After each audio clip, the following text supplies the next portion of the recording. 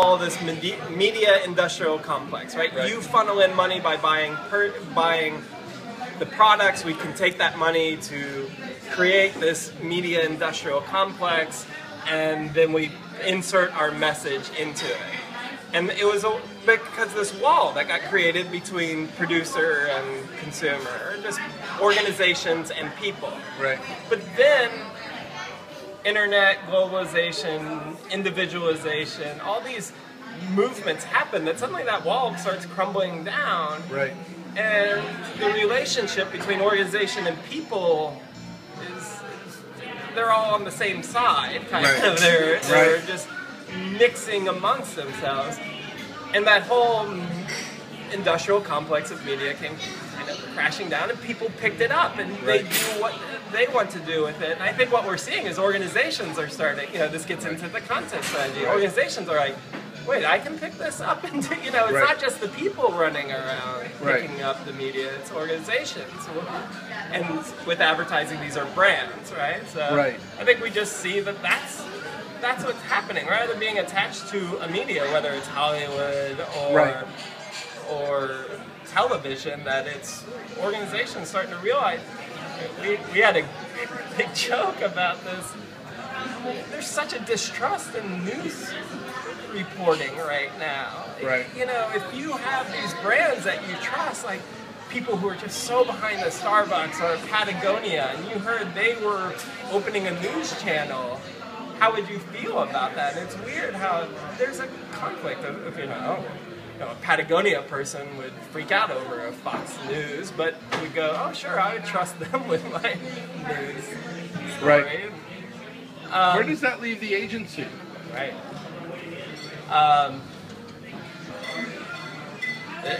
The agency has always been the one that has to figure out. Basically, I think the thing that agencies offer that's so incredible is organizations are so hyper-focused on what they have to offer and how it fits into people's lives. And agencies have paid attention to all the other complexities in somebody's life, the ecosystem of it, to help an organization plug into that. So, and that's why such diverse personalities, I think, fit in really well. So that's why I think agencies need to constantly be the outlier. It's not about, if you can't be structured anymore, the idea about the buying power or having people that have this art skill. Because now, with all these tools, everybody can make an ad. So that's never been our advantage. Our advantage is that we're paying attention to the things that hopefully this organization isn't paying attention to. And you talk about the chief cultural officer, right? And that person who can plug into an agency as a resource. Because an organization needs that person, but they can't fund a whole division for it. And that hopefully an agency would be their role, because they could spread the cost. It doesn't. I don't look specifically into one thing for one client. I pay attention to a whole cultural environment for every one of my clients. Yes. And where does that leave the strategist? I mean, it feels like the strategist enters into this, Maria, at some point. Do they have new challenges? Do they have special difficulties? Where do they stand in the new world? We always joke, right, about in advertising, it's like almost everybody sees their role as so critical. But I do think this idea of one person as an agency starts to make a lot of sense. And I didn't recognize this until I started working at an art school, where my students walk into a strategy class and they know Photoshop, they've taken color and design, they've taken video editing, they know these skill sets, and it's just natural to them. And my own son has been making videos since he was 10. I mean, crafting and making things is so natural. So I don't know if there even exists this. Everybody's always hated the silos of advertising agencies. A lot. We've always talked about what a problem that is. It's whether they're vertical with client teams are horizontal with strategy or art direction or creative, it didn't. An agency didn't really live up a lot of times to the potential of all the people getting to share their ideas. So I don't know, strategists were just problem solvers. It still fits into this. Strategy is just getting something from here to there and figuring that out. Right. And doing it, delivering it in an engaging and interesting way. Yeah. A moment ago you were talking about the agency as an ecosystem, and it struck me sort of for the first time that the agency, for all of its faults, actually managed to get all these people in the same building at the same time, right? And nobody else has shown an ability to make that happen. I think Russell Davies talks about that whole bring somebody down from Mars and line up all the strategists. And right. You wouldn't see the similarities. You wouldn't see the patterns. As much as we joke about the hipster, and you look at agencies and people have a lot of similarities to them. When you really talk to them about their stories, what brought them to, I think Heather actually talks about this really interesting about, with advertising, so many people, especially strategy, say they fell into this career. Right. There's not this, I'm going to, I'm going to go work in advertising someday. Yeah. And that's shifting, and that's a little strange for me. Shifting how? I get students who come to me and I've wanted to work in advertising since I was a little kid. Yeah. Nobody who's ever worked in advertising up to this point has wanted to do that since they were a little kid until now. So that's scary. Yeah. Why scary? Because advertising has been about people who are passionate and fascinated about other things, and then figuring out how to do that for a brand. Right. That the brand is just a piece of the puzzle. If you walk into it I'm passionately interested in brands. Right. Then your window's too small. People want to know how to make good ads, and nobody who's worked in advertising has thought that. They want to make interesting stuff, and they end up somehow falling into a situation where they learn there's this organization that will support you in that. Right. It's almost, remember when that figure skating at the Olympics, they used to have to do those funny little exercises where you could show how precisely you could do a circle? Yeah. And then you do this kind of flamboyant skating on the other end. But it's like some of the people coming to advertising really want to do those tiny little circles, right? And then you have to treat them or teach them how to do the bigger, more flamboyant, intellectual activities. And then what's so weird is how this is timed with this new media revolution, where it doesn't fit. It's I'm sorry, you want to, I could see there used to be a role, if you wanted to know how to do really awesome advertising, that's great. Right. But now, that's not as relevant. Looking to how people did it in the past makes absolutely no sense. Yeah. In fact, I think it hurts you a little bit. And that's the stigma of hiring students from ad schools. Right. I had a student who recently said in an interview, or not an interview, but it was a class discussion, we had a guest speaker, he said, what are you passionate in? And he said, advertising. I'm like, no, never say that. Right. And how funny, we're the, and that's been a big shift. It used to be you looked for people who were passionate in advertising, then you knew they might stick with you as an industry. Now you get worried. Yeah. I was just talking to somebody in New York City, literally last week. We went to lunch. This is a woman who's about 30, who's looking for a place in the creative industry. She's not sure which one. But she said there's a new kind of, what? Finger pocket. I think it's okay. I'd be the last person to ask, I agree. Always better to check. She says there's now this little ritual that you have to go through when you're looking for a job. People ask you about your side bet. And what they're doing is saying, okay, so we know you're not really entirely committed to some creative industry. You're also something else. You're a DJ or you're whatever. And or you have a not-for-profit, helping kids learn a second language in the Caribbean, something like that. And she says it's like really annoying and really irritating because it's totally, she knows what's happening. People are going out and saying, oh shit, I've done everything I'm supposed to do to get my CV to a state of pristine, perfection. Now I have to pretend I have a side bet, that I have this outside interest that demonstrates that I'm a citizen of all intellectual worlds and I have it much larger than my immediate career. And people are faking it. Yeah. They're faking an answer to what's your side bet. I talk to students all the time about being prepared to say what my passion project is. What is your passion project? What are Is that what it's called? Yeah, that's I guess the more positive one. We have a side whole bet. class that teaches us. Oh, really? You should know your 3 best branding or favorite advertising. Right. Or brands.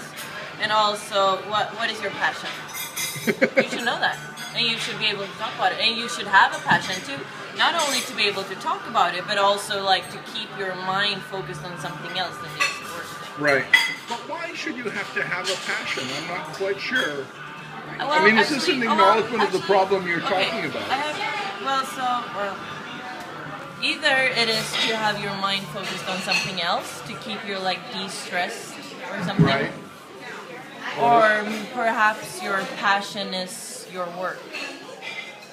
Oh, is that what you're supposed to say? I don't have an outside interest. No. I belong to you. No. But there are many people who does that, right? I mean, their passion is their job. Right. My friend started an orphanage. Her passion is her job. Right.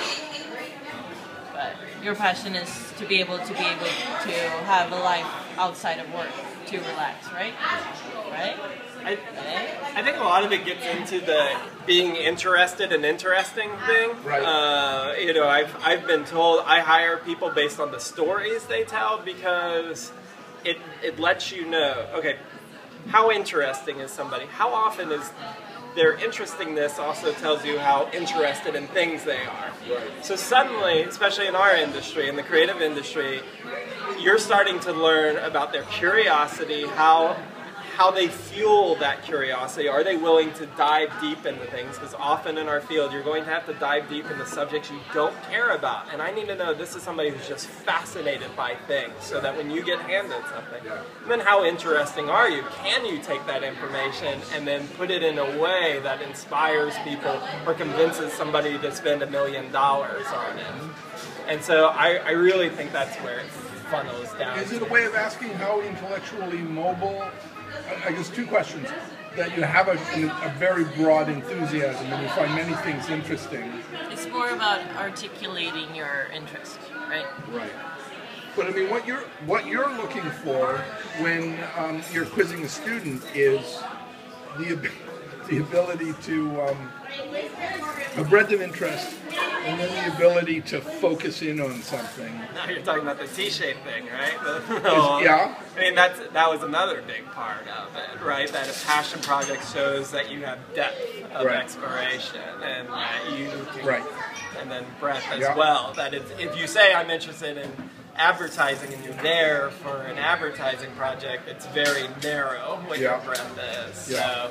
So, but the nature of showing, in the what's the best, right? The creme de la creme of saying an interest is picking something that seems so far away, but making that connection back. Right. Because how important is that, right? Comparative literature, taking 2 ideas that are far apart and connecting them. Because that's what we do in our industry. This is the reality, this is your brand, this is what you have. And then we have to pay attention to people and their ecosystem. How are we going to connect those 2 things?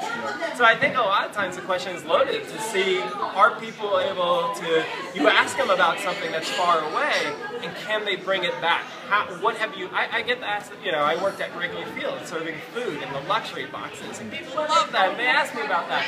And then the next question is always, how have you used that experience to connect with brands and people and this? And how people answer those types of questions are very telling of how successful they're going to be as a strategist.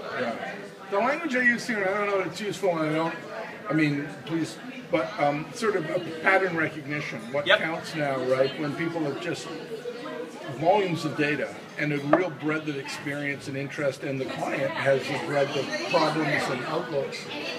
You need somebody who can sort of surf all that data and spots things, right? Something just leaps out.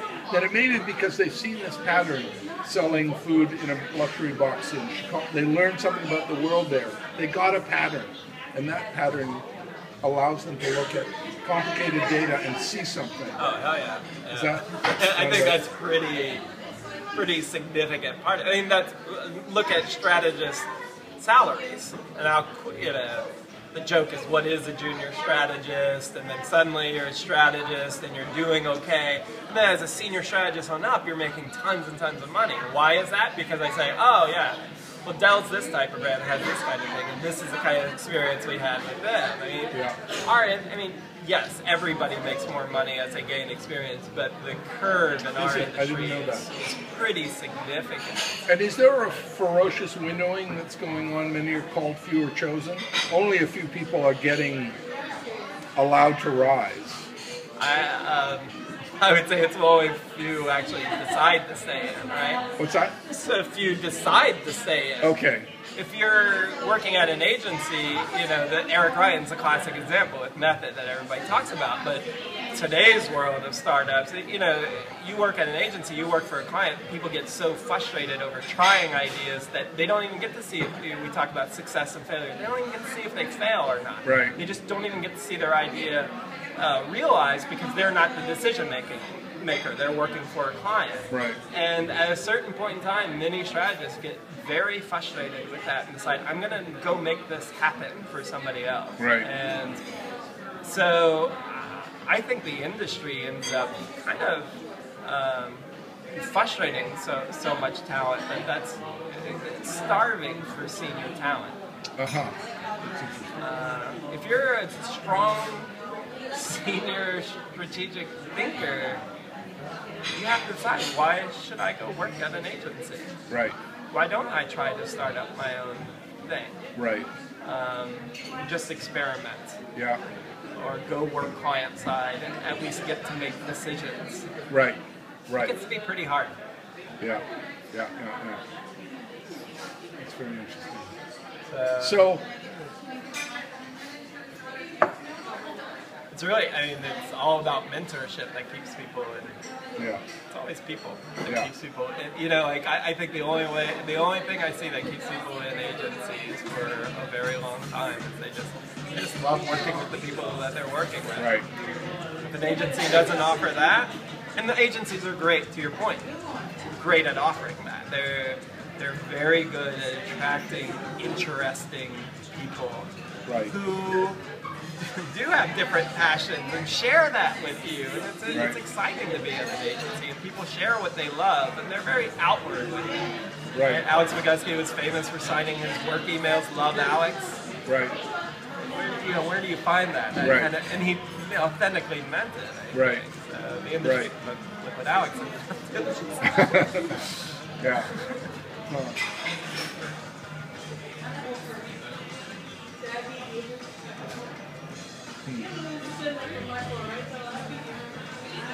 Fabulous. Great. That was wonderful.